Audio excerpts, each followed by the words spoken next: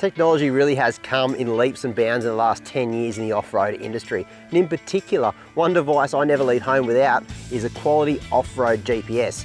Now, I've been using the VMS 700 HDX all around Australia for the last few years, and I really can't fault it. And to be honest, I'd actually be lost without it, quite literally.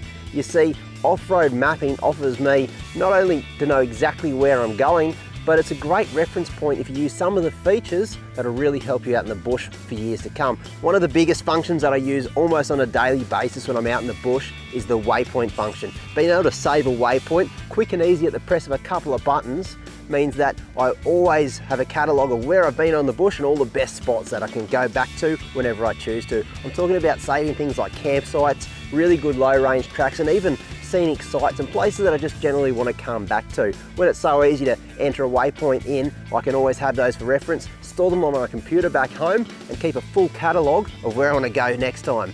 The other function that I always use in my VMS unit is the trail function. Now, the breadcrumb trail that you put that shows exactly where you've been, so when you do get lost, you can backtrack exactly the same way. I find it really useful, especially when I start going to remote places. Even when there is no track, I can keep a breadcrumb trail of exactly where I've been.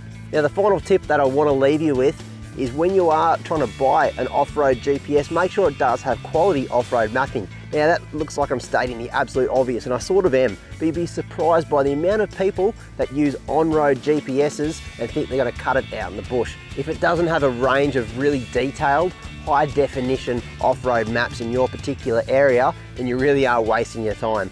So there you go, there's a few handy tips why I never leave home without my VMS 700 HDX. Hope to see you on the tracks next time.